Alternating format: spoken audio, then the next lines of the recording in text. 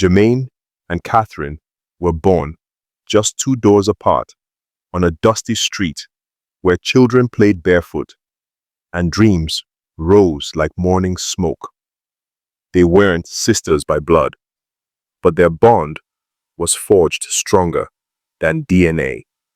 From toddlerhood, they were inseparable, chasing chickens around their shared compound, building mud castles under the rain, and stealing guavas from the neighbor's tree. Their mothers often called them the sun and the moon. If Germaine shone brightly with ease, then Catherine was the quiet glow that followed. Their differences didn't matter then. Matching pigtails and plastic sandals, they'd march off to school hand in hand. Their laughter, their tears, their secrets, it all belonged to each other. But no one knew that seeds, once planted so close, could grow in opposite directions. In school, Germaine floated. She could talk her way out of punishment and turn a missed assignment into a class presentation. She wasn't just lucky. She had the kind of charisma people paid attention to. Catherine, however, had to work twice as hard.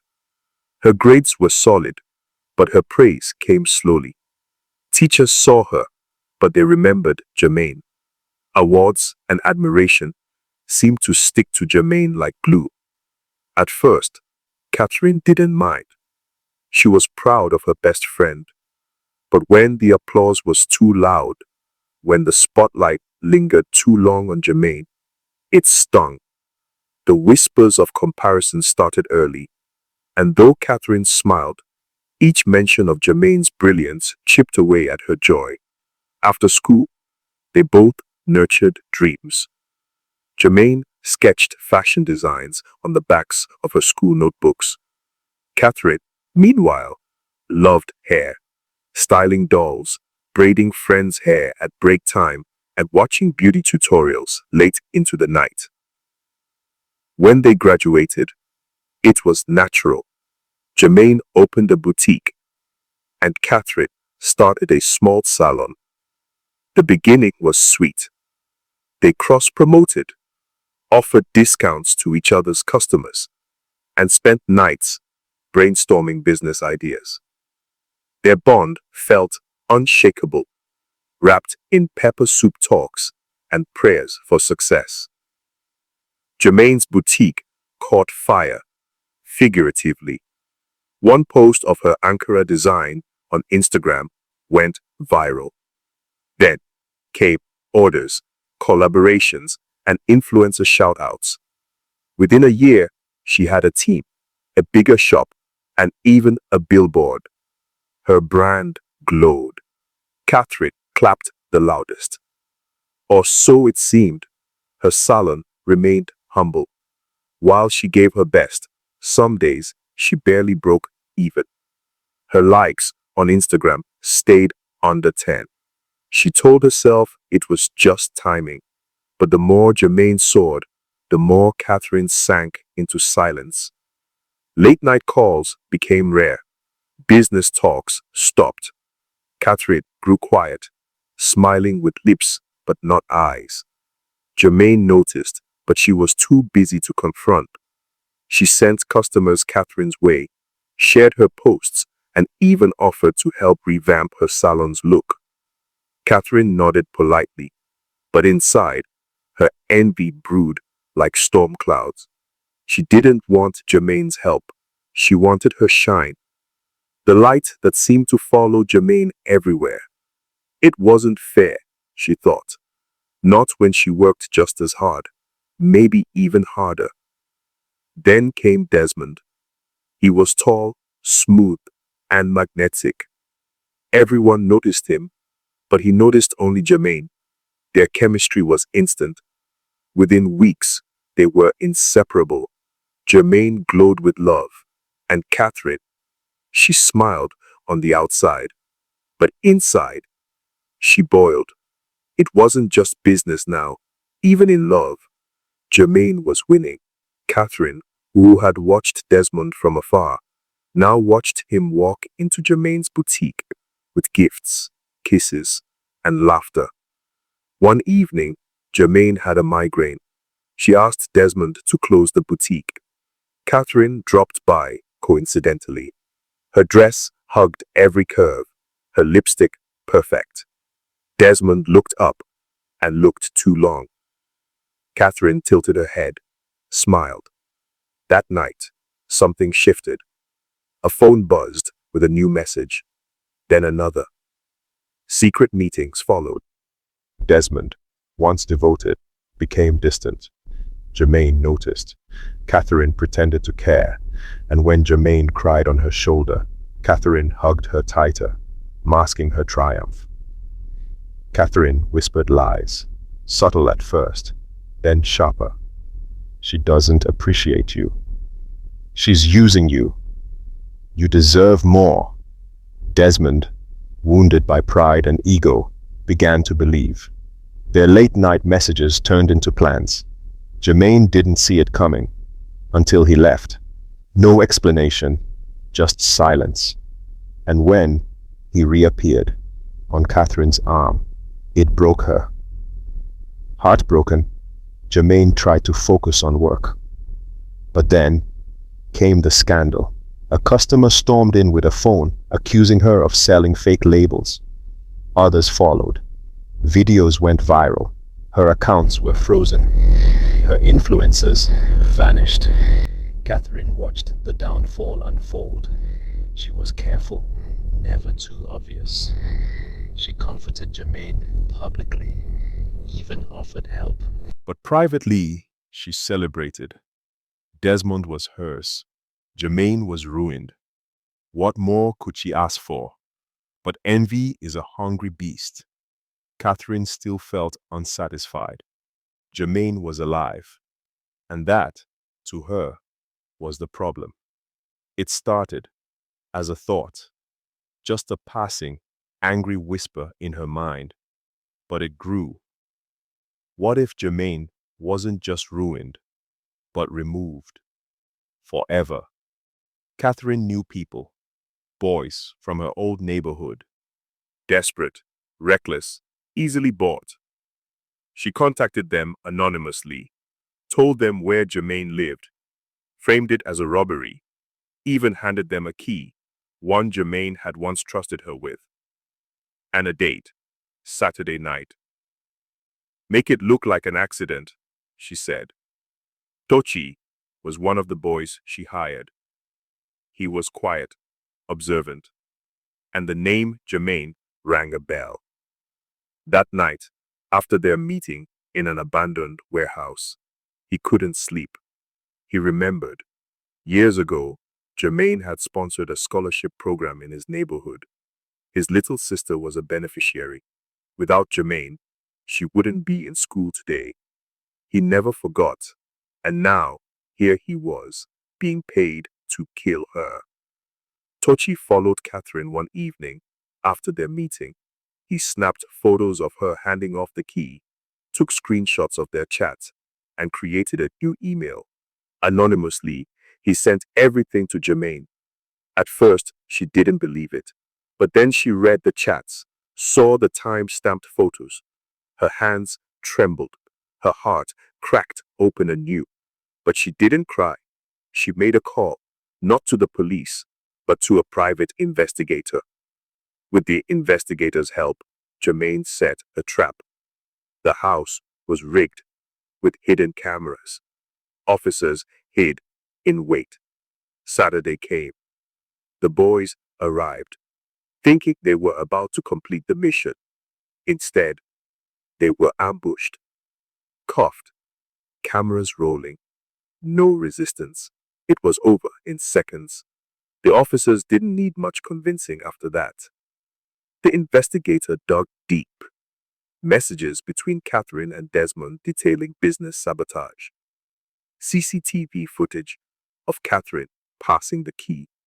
Chats laughing about Germain's downfall. Everything was compiled into a neat digital folder.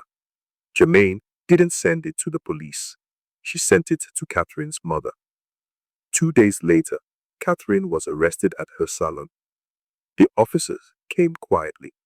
She didn't struggle, but the moment they mentioned attempted murder, she screamed. Desmond. He disappeared the next morning, fled the country before he could be caught. Catherine faced charges: attempted murder, conspiracy, and sabotage. A week later, Germain got a visit. Tochi stood at her doorstep, hat in hand, head bowed. Behind him stood his older brother, a wealthy businessman. "We want to help rebuild what she destroyed," he said. "You helped our family. Let us help you now." With quiet funding and strong backing, Germain's boutique was reborn. New name, new brand, same heart. The launch went viral. This time, for all the right reasons. She no longer chased clout. She built a legacy. Court day came. Catherine stood in chains. Her mother wept silently. Desmond didn't show. The judge read the charges aloud. Catherine sobbed, begged Germain for forgiveness. Germain didn't say a word. She only watched. In her heart, Germain forgave her. But some truths didn't need words. The world had seen. The story had played out. And now it was time to heal. Reflection. In her heart, Germain forgave her. But some truths didn't need words. The world had seen. The story had played out. And now it was time to heal. The public's verdict. News of Catherine's arrest spread like wildfire. Social media, once filled with praise for her salon tips, now buzzed with shock. People who had admired her turned cold. Comments flooded her pages, some condemning, others expressing disbelief. Her silence was no longer power, it was guilt. Germain, on the other hand, received a different kind of attention. Quiet admiration, DMs of support. Influencers who had once distanced themselves reached out with apologies, but she didn't respond. She wasn't doing it for the applause anymore. She was rebuilding on her terms. Facing the mirror. Alone in her prison cell, Catherine had nothing but time. Time to reflect. Time to remember. Pictures of Germain flashed in her mind. Laughing at a joke. Braiding her hair. Giving her last plate of food when they were broke. The kindness she'd once drowned in. Now, the guilt pressed like a weight on her chest. She hated what she'd become. But it was too late. She had crossed the line, and no apology could rewrite the past. Desmond's fall. Desmond, though abroad, couldn't hide forever. Word spread in business circles. Partnerships were dropped. Visa inquiries were flagged. One day, he woke up to find his account under investigation. A former associate leaked his chats with Catherine to a blog. In days, Desmond went from suave lover boy to disgraced fugitive. Karma, Germain thought, didn't need a passport. Quiet victories. Germain's boutique thrived, but she didn't measure success in sales anymore. She measured it in stories. Each girl she mentored, each scholarship she sponsored. Her pain had become purposeful, and in her quiet victories, she found peace. She no longer needed to be the sun. Being the moon, steady and sure, was enough. Catherine's mother visited Germain. Her eyes held a sorrow deeper than words. She handed over a letter. "From Catherine," she whispered. Germain hesitated, but accepted it. That night, under a soft lamplight, she read it. It wasn't a plea, it was an apology. Real, raw, regretful. Germain cried, not for herself, but for the friend she once loved. Time moves. Months passed. Seasons changed. Germain found joy again. in the fabric she sewed, the friends she laughed with, and the community she rebuilt. Her scars remained, but they didn't bleed. They simply told a story, and that story was hers, now, fully, a name. Remembered, Tochi's sister graduated at the top of her class. During the speech, she mentioned Jermaine's name. Cameras flashed. Applause thundered. Jermaine, seated quietly in the back row, smiled. Not all rewards come in cash. Some come in the form of legacy. Catherine's day in court. The trial concluded. Catherine received her sentence. Years behind bars, followed by probation. She nodded, accepting. No appeals, no breakdowns, just silence. She had made peace with the price of her envy. Before leaving the courtroom, she looked at Jermaine one last time. This time, not with jealousy, but gratitude, because Jermaine could have destroyed her, but didn't. The boutique's wall. Inside Jermaine's boutique, there hung a new mural. It wasn't of fabrics or fashion. It was a tree, with names etched into the roots. Each girl Jermaine had helped, each child she'd supported. In bold, above it read, "Light isn't taken, it's shared." The last chapter. Jermaine stood under the mango tree where it all began. The children played around her, their laughter echoing the past. She closed her eyes and breathed in the scent of dust, sun, and memory. In life, some people are born to shine, and some, instead of finding their own light, try to dim others. But envy is a trap, and when you dig a grave for your friend, make sure you don't fall into it first. Because sometimes karma doesn't wait till heaven, it begins right here on earth.